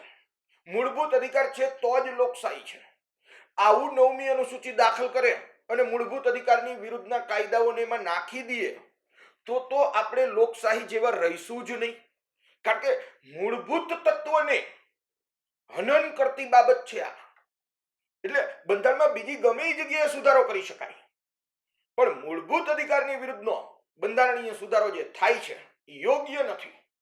પ્રથમ બંધારણીય સુધારો, ચોથો બંધારણીય સુધારો અને 17મો બંધારણીય સુધારો, આ ત્રણેય બંધારણીય સુધારા મૂળભૂત અધિકારની વિરુદ્ધના છે અને બંધારણના ઘડવૈયાઓની વિચારધારાની વિરુદ્ધના છે. લોકશાહીના મૂળભૂત તત્વનું હનન કરે એવા છે. જો બંધારણના ઘડવૈયાઓએ મૂળભૂત અધિકારનું હનન થવા જ દેવું હોત તો પછી અનુચ્છેદ 13 નું નિર્માણ શું કામ કરત? અનુચ્છેદ 368 થી સંસદ બંધારણમાં ભલે સુધારો કરે, પણ ભાગ 3 ના મૂળભૂત અધિકારનું હનન થાય એવા બંધારણીય સુધારા કરે એ યોગ્ય નથી.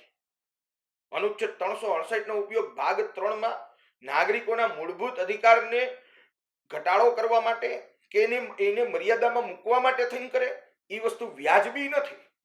આવું સુપ્રીમ કોર્ટની અંદર ગોલકનાથ બંધુઓએ દલીલ કરી. સુપ્રીમ કોર્ટે વિચાર્યું અને સુપ્રીમ કોર્ટને ગોલકનાથ બંધુઓએ કીધું કે કાયદા શબ્દનો મતલબ જો ખાલી કાયદો જ કરવો હોત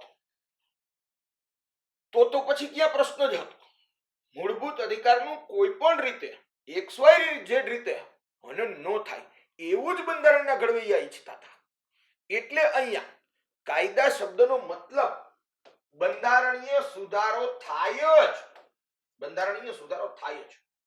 આવી દલીલ સુપ્રીમ કોર્ટની અંદર ગોલકનાથ બંધુઓ દ્વારા કરવામાં આવી કે ભાઈ લોકશાહીનું મૂળભૂત તત્વ છે, બંધારણના ઘડવૈયાઓ કોઈ પણ રીતે નાગરિકોના મૂળભૂત અધિકારનું હનન ન થાય એટલે જ અનુચ્છેદ 13 નું નિર્માણ કરેલું છે.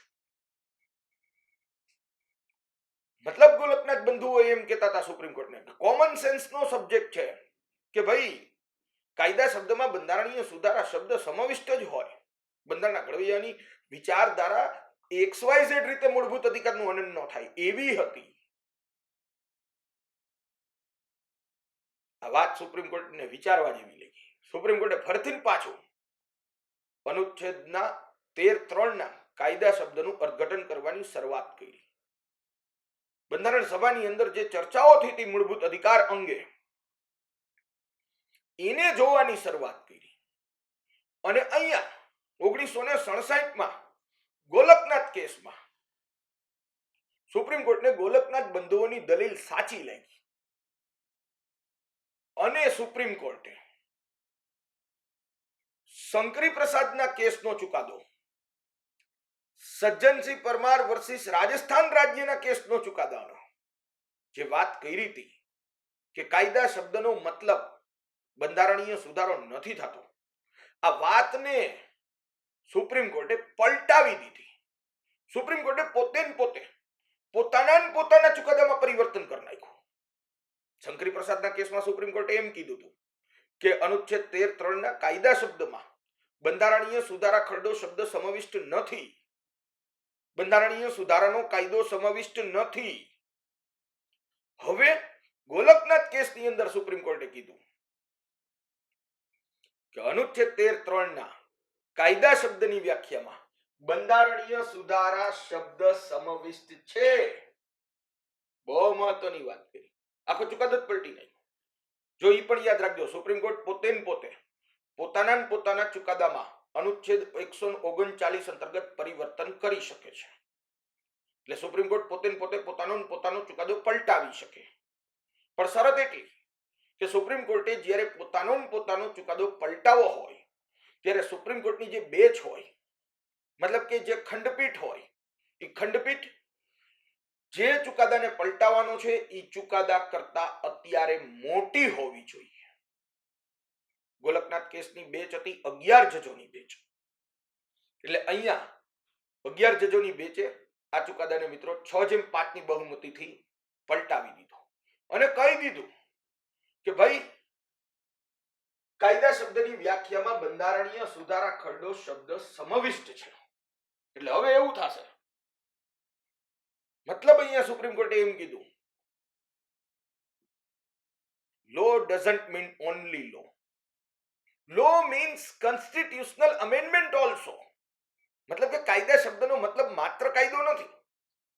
કાયદા શબ્દનો મતલબ બંધારણીય સુધારો પણ છે.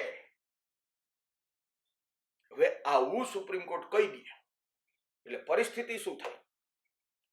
તો કે ભાઈ, પેલો બંધારણીય સુધારો, ચોથો બંધારણીય સુધારો અને 17મો બંધારણીય સુધારો, આ બધા બંધારણીય સુધારા રદ થઈ જાય. કારણ કે આ બધા જ બંધારણીય સુધારા મૂળભૂત અધિકારની વિરુદ્ધના હતા. અને આ બંધારણીય સુધારાની ન્યાયિક સમીક્ષા કરો અનુચ્છેદ 13(2) થી, એટલે સ્વાભાવિક રીતે રદ થઈ જાય. રદ થઈ જાય તો બહુ મોટી મુશ્કેલી થઈ જાય. કારણ કે 1951 થી લઈને 1967 આ 17 વર્ષના સમયગાળાની અંદર ભૂમિ સુધારણાના ટોચ મર્યાદાના કેટલા બધા કાયદા ઓલરેડી 9મી અનુસૂચિમાં મૂકી દીધા હતા અને સરકારે જમીનો સંપાદિત કરી લીધી હતી. એનો ઉપયોગ જાહેર હેતુ માટે થઈ ગયો હતો. એ જમીનો ઉપર ક્યાંક ડેમ બની ગયા હતા, ક્યાંક રોડ રસ્તા બની ગયા હતા, ક્યાંક જે લેન્ડ ડિસ્ટ્રીબ્યુશન કરવાનું હતું, ગરીબ મજૂરોને જે જમીનો આપવાની હતી ખેતી કરવા માટે, એ અપાઈ ગઈ હતી. હવે આટલા બધા વર્ષોથી ઓલરેડી થઈ ગયું હતું. અને હવે જો અહીંયા ગોલકનાથ કેસમાં સુપ્રીમ કોર્ટ એમ કહે કે બંધારણીય સુધારા ખરડો શબ્દ કાયદા શબ્દની વ્યાખ્યામાં સમાવિષ્ટ છે, તો એનો મતલબ એમ થાય કે 13(2) થી મૂળભૂત અધિકારની વિરુદ્ધમાં બંધારણીય સુધારો પણ કરી શકાય નહીં. તો અત્યાર સુધીમાં ઓલરેડી 3 બંધારણીય સુધારા થઈ ગયા હતા. આ બધા 3 બંધારણીય સુધારા રદ કરવા પડે અને સરકારે આ બંધારણીય સુધારા રદ થાય, 3 બંધારણીય સુધારા રદ થાય. પ્રથમ બંધારણીય સુધારો રદ થાય ને એટલે 9મી અનુસૂચિ રદ થાય. હવે 9મી અનુસૂચિ વહી જાય તો 9મી અનુસૂચિમાં જેટલા કાયદા હતા એ બધા બહાર આવી જાય અને બધા કાયદા મૂળભૂત અધિકારની વિરુદ્ધના હતા અને આ બધા કાયદા રદ થઈ જાય અને આ બધા કાયદા ટોચ મર્યાદાના હતા. હવે આ બધા કાયદા રદ થઈ જાય એટલે છેલ્લા 17 વર્ષમાં સરકારશ્રીએ જેટલી જમીન સંપાદિત કરેલી હોય એ બધી જમીનો એના માલિકોને કે એના વારસાગત પુત્રને, સંતાનોને પરત કરવી પડે. હવે આ 17 વર્ષ પછી શક્ય નહોતું, કારણ કે જમીનો ઉપર ક્યાંક ને ક્યાંક કંઈક ને કંઈક નવા જૂની થઈ જ ગઈ હતી. એટલે બીજી મહત્વની વસ્તુ કે સરકારશ્રીએ સુપ્રીમ કોર્ટને કીધું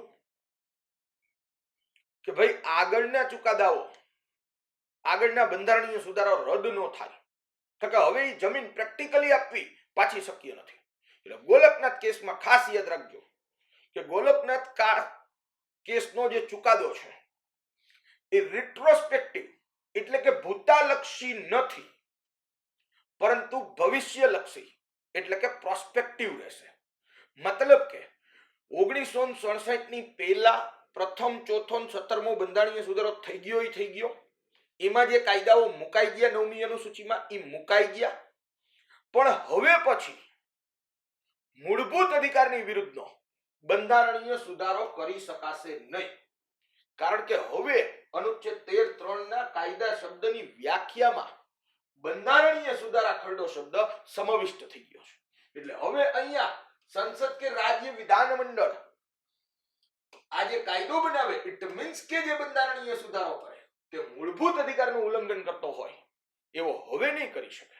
એટલે ગોલકનાથ કેસની અંદર ઈ પણ યાદ રાખજો કે ગોલકનાથ કેસના ચુકાદાની અસર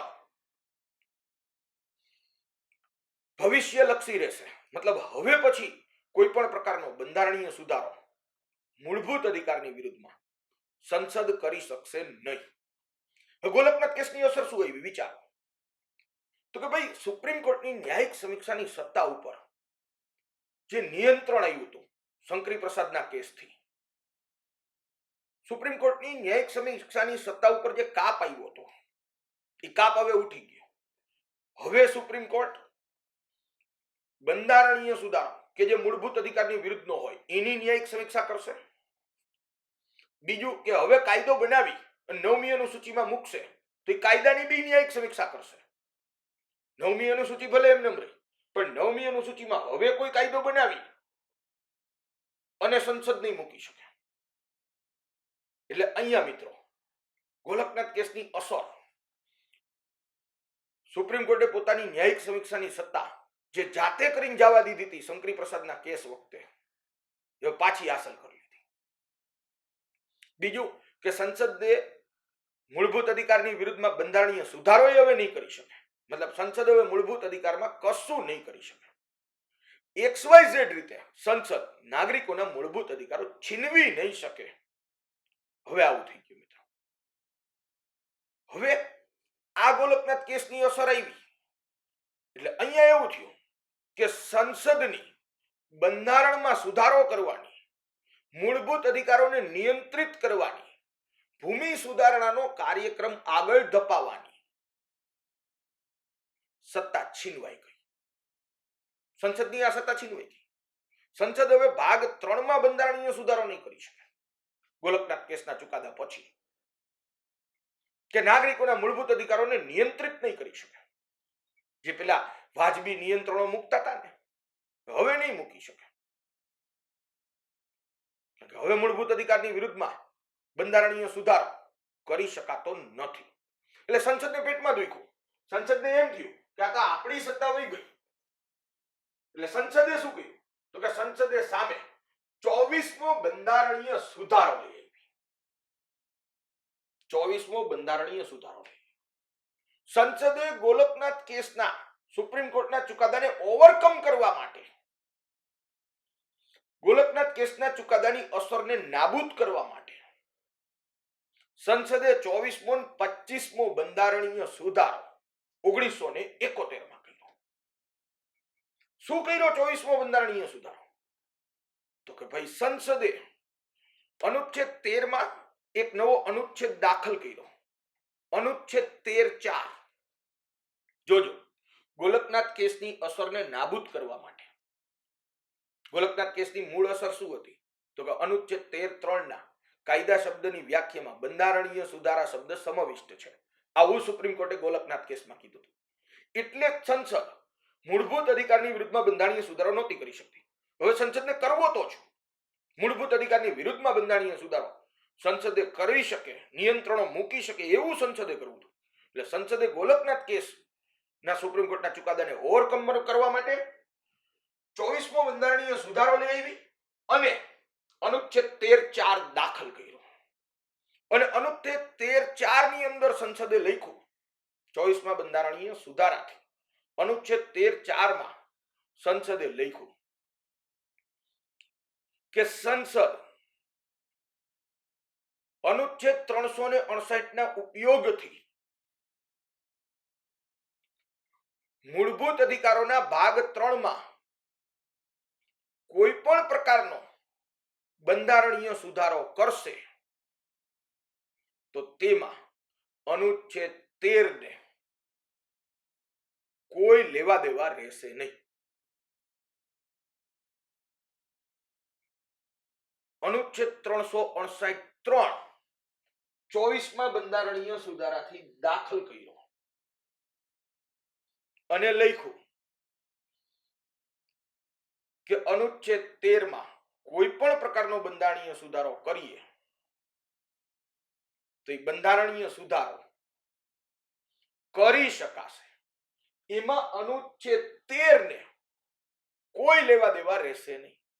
ભાવાર્થની દ્રષ્ટિએ બંને જગ્યાએ અનુચ્છેદ 13(4) અને અનુચ્છેદ 359(3) એક જ વાત લખી છે. મતલબ કે 24મા બંધારણીય સુધારાથી સંસદે 13(4) અને અનુચ્છેદ 359(3) એમ કીધું કે ભાઈ અનુચ્છેદ 13(3) ઉપયોગમાં લેવાયેલા કાયદા શબ્દની વ્યાખ્યામાં બંધારણીય સુધારા શબ્દ સમાવિષ્ટ નથી. મતલબ કે સંસદે 24મા બંધારણીય સુધારાના માધ્યમથી એવું કહ્યું કે આ 13(3) ના કાયદા શબ્દની વ્યાખ્યામાં બંધારણીય સુધારા શબ્દ સમાવિષ્ટ નથી. ગોલકનાથ કેસમાં કીધું તું ગોલકનાથે, સુપ્રીમ કોર્ટે, કે કાયદા શબ્દની વ્યાખ્યામાં બંધારણીય સુધારા શબ્દ સમાવિષ્ટ છે. હવે અહીંયા સંસદે અનુચ્છેદ 13(4) અને અનુચ્છેદ 359(3) 24મા બંધારણીય સુધારાથી દાખલ કરી અને કહી દીધું કે આ કાયદા શબ્દની વ્યાખ્યામાં બંધારણીય સુધારા શબ્દ સમાવિષ્ટ નથી. એટલે 24મા બંધારણીય સુધારાથી ગોલકનાથ કેસની અસર નાબૂદ થઈ ગઈ. સંસદે મૂળભૂત અધિકારની વિરુદ્ધના કાયદા બનાવવાની સત્તા ફરીથી પાછી હાંસલ કરી કે અમે કાયદો બનાવશું મૂળભૂત અધિકારની વિરુદ્ધનો 9મી અનુસૂચિમાં નાખશું. કે હવે 24મો બંધારણીય સુધારાથી સંસદે સુપ્રીમ કોર્ટના ગોલકનાથ કેસના ચુકાદાને ઓવરકમ કરી લીધો. બીજો બંધારણીય સુધારો કર્યો 25મો બંધારણીય સુધારો. બંને બંધારણીય સુધારા ઓલમોસ્ટ સાથે જ થયા 1971માં. અને શું કીધું? નવો અનુચ્છેદ દાખલ કર્યો, અનુચ્છેદ 31C. અનુચ્છેદ 31C દાખલ કર્યો. જો પેલા તો 24ની અંદર કહી દીધું કે અનુચ્છેદ 13(3) કાયદા શબ્દની વ્યાખ્યામાં બંધારણીય સુધારા ખરડો શબ્દ સમાવિષ્ટ નથી. અને બીજું શું કહ્યું તો કે અનુચ્છેદ 31C. અનુચ્છેદ 31C નવો દાખલ કર્યો. કેટલામાં બંધારણીય સુધારાથી? 25મા બંધારણીય સુધારાથી. અને હવે જોજો 31C માં શું લખ્યું તો કે રાજનીતિના માર્ગદર્શક સિદ્ધાંતોનું ભારતીય બંધારણના ભાગ 4 માં તેજ બહાદુર સપ્રુ સમિતિની ભલામણથી અનુચ્છેદ 36 થી 51 અંતર્ગત રાજનીતિના માર્ગદર્શક સિદ્ધાંતો આપેલા છે. આપણે અભ્યાસ કરશું ભાગ 4 નો ત્યારે સમજાવીશ. રાજનીતિના માર્ગદર્શક સિદ્ધાંત એટલે શું? રાજનીતિના માર્ગદર્શક સિદ્ધાંત અથવા તો એનું બીજું નામ છે મિત્રો નીતિ નિર્દેશક તત્વો. અંગ્રેજીમાં આપણે એને કહીએ છીએ ડાયરેક્ટિવ પ્રિન્સિપલ્સ. તો રાજનીતિના માર્ગદર્શક સિદ્ધાંતો એટલે શું? રાજનીતિના માર્ગદર્શક સિદ્ધાંતો એટલે કે સરકારની નાગરિકો પ્રત્યેની ફરજ. સરકારે નાગરિકો માટે શું શું કરવાનું છે એની જે યાદી છે એને કહીએ છીએ રાજનીતિના માર્ગદર્શક સિદ્ધાંતો. ભાગ 4 માં આપ્યા છે, અનુચ્છેદ 36 થી 51 માં આપ્યા છે. હવે અહીંયા 25મા બંધારણીય સુધારાથી સંસદે નવો અનુચ્છેદ દાખલ કર્યો, અનુચ્છેદ 31C. અને લખ્યું કે રાજનીતિના માર્ગદર્શક સિદ્ધાંતોના અનુચ્છેદ 39(ખ) અને અનુચ્છેદ 39(ગ) મતલબ કે અનુચ્છેદ 39(b) અને અનુચ્છેદ 39(c) નું અમલીકરણ કરવા જતા નાગરિકોના મૂળભૂત અધિકાર અનુચ્છેદ 14 અને 19 નું ઉલ્લંઘન કરતા હોય તો પણ એ કાયદાને ન્યાયાલયમાં પડકારી શકાશે નહીં. ફરીથી સમજાવું. અનુચ્છેદ 31C 25મા બંધારણીય સુધારાથી દાખલ કર્યો. અનુચ્છેદ 31C 25મા બંધારણીય સુધારાથી દાખલ કર્યો અને 31C માં લખી નાખ્યો કે ભાઈ જે રાજનીતિના માર્ગદર્શક સિદ્ધાંતોમાં રાજનીતિના માર્ગદર્શક સિદ્ધાંતો એટલે અનુચ્છેદ 36 થી 51 એના બે અનુચ્છેદ અનુચ્છેદ 39(b) અને 39(c) નું અમલીકરણ કરવા માટે, કારણ કે રાજનીતિના માર્ગદર્શક સિદ્ધાંત છે ને સરકારની નાગરિકો પ્રત્યેની ફરજો છે. એટલે આ જે 39(b) અને 39(c) અંગેની ફરજો જે બંધારણે સરકારને કીધી છે એ ફરજો એટલે કે અમલીકરણ કરે. કોણ કરે તો કે સરકાર કરે. શેના માધ્યમથી કરે તો કે કાયદાના માધ્યમથી કરે. હવે સરકાર એટલે કે સંસદ કાયદો બનાવી કે રાજ્ય સરકારો કાયદો બનાવી અને અનુચ્છેદ 39(b) અને અનુચ્છેદ 39(c) નું અમલીકરણ કરવા જાય એટલે કે કાયદો બનાવી અને પોતાની ફરજો બજાવવા જાય, કારણ કે સરકારની નાગરિકો પ્રત્યેની ફરજ એને જ રાજનીતિના માર્ગદર્શક સિદ્ધાંત કહેવાય. અને એ કાયદો બનાવી અને અમલી કરાવવા જાય કે જે 39(b) ને 39(c) માં જે વાત કરી છે એ અંગેનો એ બાબતોનો કાયદો બનાવી અને અમલીકરણ કરવા જાય અને નાગરિકોના મૂળભૂત અધિકાર નંબર 14 અને 19 નું હનન થતું હોય તો પણ નાગરિકો એને અદાલતમાં પડકારી શકશે નહીં.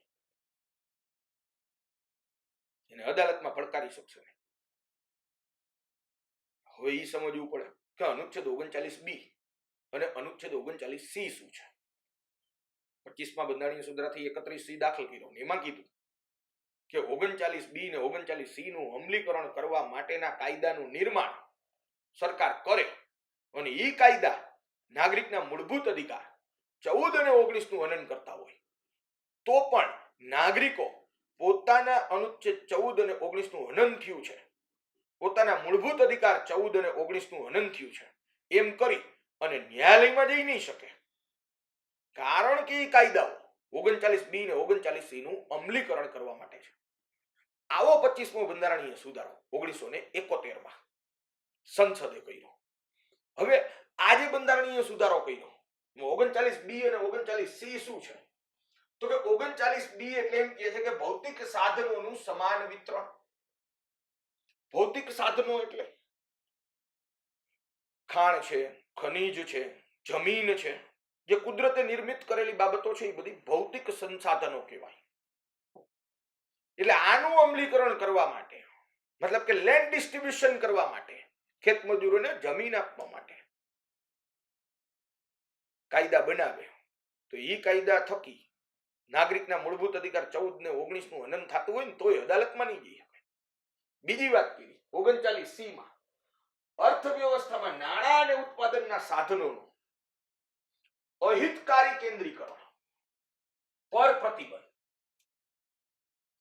એટલે કે એક જ વ્યક્તિ પાસે ઝાઝા બધા પૈસા ભેગા ન થાય એનું ધ્યાન સરકાર રાખશે. રાજનીતિના માર્ગદર્શક સિદ્ધાંતો મરજિયાત છે, ફરજિયાત નથી. પણ હવે અહીંયા ટોચ મર્યાદાનો કાર્યક્રમ, ભૂમિ સુધારણાનો કાર્યક્રમ આગળ વધારવા માટે થઈ એક જ જણા પાસે જાજા પૈસા ન આવે એના માટેના કાયદાનું નિર્માણ કરવાનો રસ્તો અનુચ્છેદ 31C થી સંસદે પ્રાપ્ત કર્યો. આ બીજો રસ્તો ગોઈતો, નવો રસ્તો. ભૂમિ સુધારણાના કાર્યક્રમમાં શું હોય?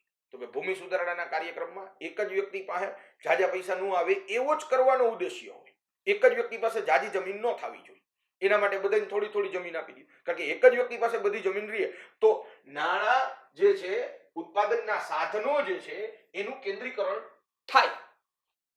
એટલે હવે આ બે વસ્તુનું અમલીકરણ કરવા માટે 14 ને 19 નું હનન થાય તો ભલે થાય. તો આનાથી શું થયું? તો કે 25મા બંધારણીય સુધારાથી સંસદે નાગરિકોના મૂળભૂત અધિકાર કરતા રાજનીતિના માર્ગદર્શક સિદ્ધાંતોને પ્રાધાન્ય આપી દીધું. રાજનીતિના માર્ગદર્શક સિદ્ધાંતોને મૂળભૂત અધિકાર કરતા ચડિયાતા કરી દીધા. હકીકતમાં આપણે લોકશાહી દેશ છીએ. આપણા દેશનું મૂળભૂત તત્વ મૂળભૂત અધિકાર છે. તો આપણા દેશમાં પ્રાધાન્ય કોનું હોવું જોઈએ? તો કે મૂળભૂત અધિકારનું હોવું જોઈએ, નહીં કે રાજનીતિના માર્ગદર્શક સિદ્ધાંત. રાજનીતિના માર્ગદર્શક સિદ્ધાંતો ભારતીય બંધારણના ભાગ 4 માં મરજિયાત છે. પણ અહીંયા 25મા બંધારણીય સુધારાથી એનું પ્રાધાન્ય વધારી દીધું કે મૂળભૂત અધિકારનું હનન થાય તો ભલે થાય. 39B ને 39C નું અમલીકરણ થવું જોઈએ. આવું કરી નાખ્યું. એટલે 24મો અને 25મો બંધારણીય સુધારો આવ્યો 1971. ત્યાર પછી મિત્રો આજે આપણે શંકરી પ્રસાદના કેસ વિશે વાત કરી, ત્યાર પછી સજ્જનસિંહ પરમારના કેસ વિશે વાત કરી, અને ત્યાર પછી આપણે ગોલકનાથ કેસ અને 24મો અને 25મા બંધારણીય સુધારા સુધી વાત કરી. આજે આપણે સ્પેશિયલ એપિસોડનો આ ભાગ એક જ હજી કર્યો છે. હજી સૌથી મહત્વનો કેસ કેશવાનંદ ભારતી કેસ અને 42મો બંધારણીય સુધારો હું આવતીકાલે કરાવીશ. પણ અહીંયા સુધીનો આ વિડીયો આપ સૌ મિત્રો ઓછામાં ઓછી 3 થી 4 વાર જોજો કે જેથી કરી અને એની સંપૂર્ણ સમજ શક્તિ પ્રાપ્ત થાય, કશુંય ગોખવું જ ન પડે અને આખો ઘટનાક્રમ કેવી રીતે બન્યો, પ્રથમ બંધારણીય સુધારાથી લઈ અને છેક મિનર્વા મિલ્સ કેસ સુધીનો આખો ઘટનાક્રમ કેવી રીતે બન્યો એની ખૂબ સારી રીતે આપ સૌ મિત્રોને સમજ શક્તિ પ્રાપ્ત થાય. અપેક્ષા રાખું કે આજના વિડીયોમાં મારાથી બનતો મેં મારો શ્રેષ્ઠ પ્રયત્ન કર્યો છે આપ સૌ મિત્રોને સમજાવવાનો. છતાં પણ મારી ક્યાંક ખામી રહી ગઈ હોય, ક્યાંક ક્ષતિ રહી ગઈ હોય તો ક્ષમા ચાહું છું મિત્રો. અને તમને કદાચ કોઈ વસ્તુ ન સમજાણી હોય, નો ખ્યાલ આવ્યો હોય તો મને કોમેન્ટ બોક્સમાં પૂછજો. મને એક વિદ્યાર્થીએ સરસ મજાનું સજેશન આપ્યું હતું કે સર એક દર રવિવારે ક્વેરી લેક્ચર રાખો. તો કદાચ આ એપિસોડ 1 અને એપિસોડ 2 હું આવતીકાલે લઈને આવીશ. એમાં સુપ્રીમ કોર્ટના મહત્વના ચુકાદાઓમાં તમને કદાચ કોઈ વસ્તુ સમજમાં ન આવી હોય તો એનો આપણે સ્પેશિયલ એક ક્વેરી લેક્ચર રાખશું. પણ આ વિડીયો તમે ઓછામાં ઓછો 3 થી 4 વાર જોજો, તો જ આની ખૂબ સારી રીતે સમજ શક્તિ પ્રાપ્ત થઈ શકશે. કે આ ટોપિક છે ને એ ગોખવાનો નથી, આ ટોપિકને માત્ર સમજ શક્તિ જ પ્રાપ્ત કરવાની છે. પછી આ ટોપિકમાંથી તમને પરીક્ષામાં પ્રશ્ન કોઈ પણ રીતે પૂછશે, પણ તમે એને સમજી અને સાચા અટેન્ડ કરી શકશો. બીજું કે વિચારજો, જે કોઈ પણ વાત આ કેસની અંદર છે, આ બંધારણીય સુધારાની અંદર છે, તો માત્ર ને માત્ર સાંભળવાનું નથી, સાથે સાથે તમારે તમારી રીતે વિચારવાનું પણ છે. હા, સમસ્યા આવશે, મૂંઝવણ આવશે તો આપણે ક્વેરી લેક્ચરમાં સોલ્વ કરશું, પણ મારું 100% બેસ્ટ આપવાનો પ્રયત્ન કરીશ. આપ 100% સારી રીતે સમજવાનો પ્રયત્ન તમે કરજો મિત્રો. વિચારજો, માત્ર ગોખતા નહીં. એટલે આપ સૌ મિત્રોને મારી નમ્ર વિનંતી છે. Thank you very much. આપ સૌ મિત્રોએ આ વિડીયો નિહાળ્યો. રાહ જોતા રહો સ્પેશિયલ એપિસોડ 2, જેની અંદર કેશવાનંદ ભારતી કેસ, 42મો બંધારણીય સુધારો અને મિનર્વા મિલ્સ કેસનો આપણે અભ્યાસ કરશું. હજી 9મી અનુસૂચિને મૂકવાની નથી, મૂળ સંરચનાનો સિદ્ધાંત હજી આવવાનો બાકી છે મિત્રો. ફરીથી પાછા મળીએ દોસ્તો આવતીકાલે. જય